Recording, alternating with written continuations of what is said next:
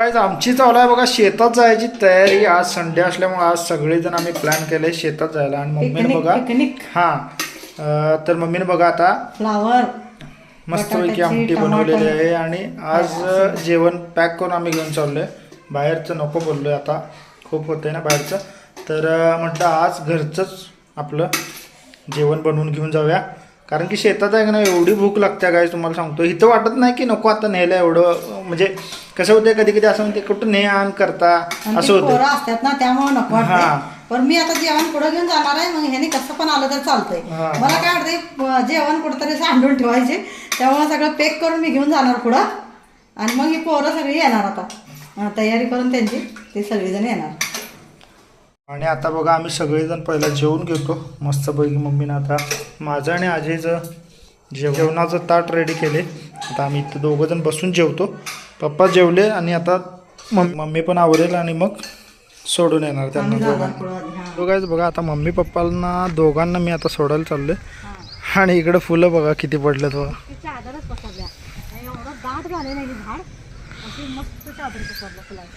रात्री तो अगरबत्ती लावला झालता आणि मी आणि विहान आलतो फिरत अगरबत्ती लावल्यासारखं.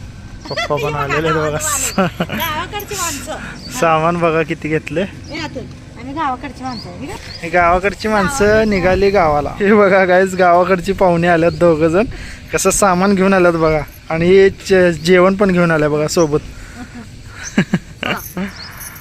हॅलो गाईज, आता बघा आम्ही आलोय आपल्या फार्म हाऊसवर. आणि सगळ्यांची तिकडं काय झालंय सांगतो तुम्हाला. विहान झोपला आहे, थोडंसं उठायच्या कंडिशनला आलाय.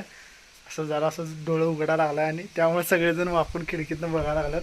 त्याचं रिॲक्शन कसं असते म्हणजे झोपेतून उठल्यानंतर तो कसा वागतोय बिहेव करतोय ते बघायला लागल्यात आता सगळेजण तिथं. मी हळू बोलायला लागलोय त्यासाठी, कारण की माझा आवाज जर आला तर त्याला समजणार की जवळ आसपास कोणतं आहे. मग आणि उठून बसणार.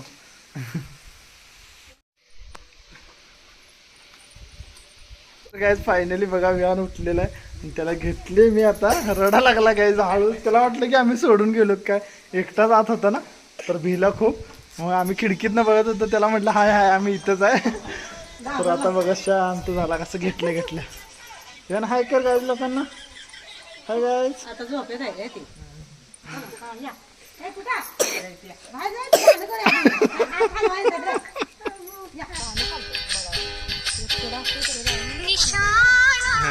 हो गाईज बघा आता पाऊस आम्हाला काय शूट करू दे नाही.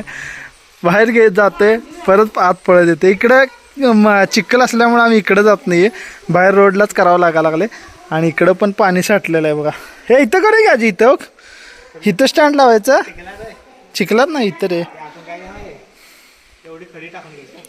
खडी नाही रे. हे बघा वर जाऊन बसली होती आणि पाऊस आल्यावर लगेच पळत आली. मी म्हटलं कुठे गेली आत्ता होती. आणि तर वर जाऊन बसली होती आणि पळत लगेच खाली आली बघा पावसामुळे.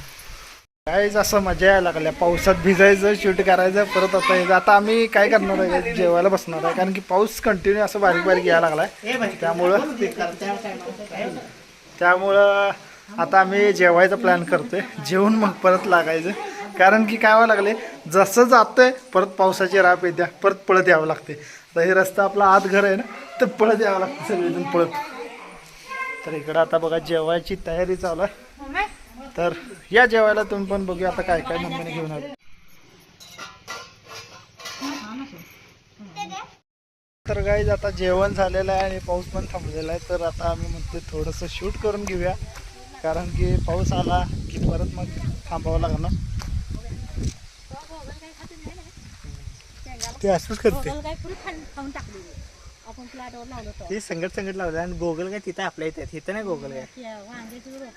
शेतात कुठं आहे ना गोगल काय. जेवल्या आणि ह्याला आळस आला लागला म्हणून जेवायचं नसते काम करायचं.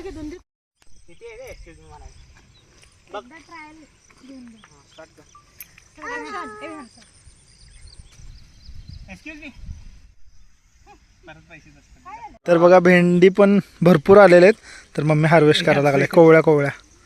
जेच आणि माझं शूट होतं तर शूट करून आलो. आणि इकडं चला आता मम्मीची हार्वेस्टिंग झाल्या का तुम्हाला सांगतो. ॲक्च्युली गाईज पावसामुळं का नाही जास्त मला शूट करताच आलं नाही. कारण की हे बघा अरे बापरे बघा किती भेंडी काढली बघा. पाव किलो असेल पप्पा. हां पाव किलो आहे ना. बघा अजून तिकडे मम्मी काढायला लागले आणि हे बघा पिशवीत भरून पाव किलो आहे एवढी पिशवी भरली बघा. आणि किती कवळी आणि फ्रेश आहे एकदम भारी वाटायला लागलं. असं हार्वेस्टिंग मिळत राहील आता वरच्यावर. आता पाऊस असल्यामुळं का नाही इकडं बघा पाणी झाले त्यामुळे आम्ही नांगरून काही घेतलं नाही ह्या टायमाला.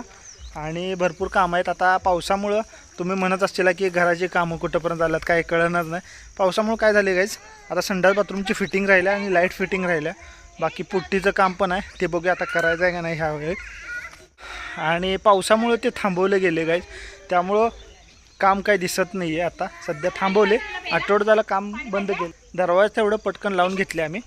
काय होते काय सांगतो तुम्हाला काय पण मटेरियल वगैरे आणायचं म्हटलं तर गाडी आत येतच नाही त्यामुळं काम थांबवून ठेवले.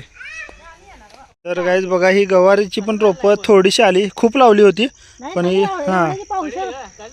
पावशेर अर्धा किलो निघणार काय 2 दिवसाला आठवड्यात एकदा तरी अर्धा किलो निघेल एवढ्या ह्याच्यात गवारीत ना. आता भेंडी तर चालू झाल्या बघा हार्वेस्टिंगला. तुम्ही बोलला होता ना लास्ट टाइम की जवळून दाखवा भाजी. तर काय होते काय हे चिखल असल्यामुळे ना आम्ही रस्त्यावरूनच दाखवतोय तुम्हाला. पण आता मी फायनली आलोय बघा रिस्क घेऊन आलोय. चप्पल नाही तर मग हे बघा मम्मी चप्पल बघा कशी झाल्या बघा बूटच होते. इकडं बघा वांग्याची रोपं किती आल्यात हे बघा. हे एका ठिकाणी बी पडलं होतं 2-3 नाही हे एकच आहे रोप. एकच रोप आहे एवढं मोठं कसं काय आलं बघा किती मोठं झाले बघा. एकच रोप आहे आणि बाकी इकडं पण रोप आहेत बघा भरपूर.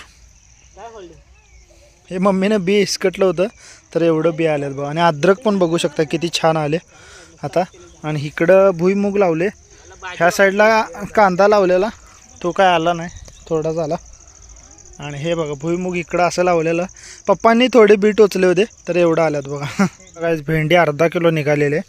आता मम्मी काय कोथिंबीर काढते का मग कोथिंबीर बघत्या तिथं अजून छोटे आहे आणि भाजी पण आहे तर ते अजून लहान आहे.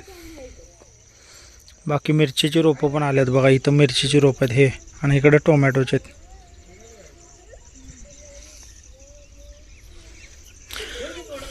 त्या साईडला बघा तुम्हाला हळद दिसत असेल हळद. आणि गुलाबाला बघा किती फुलं लागायला लागलेत बघा. छोटी छोटी गुलाब आहेत मिनी गुलाब तर किती फुलं लागलेत बघा.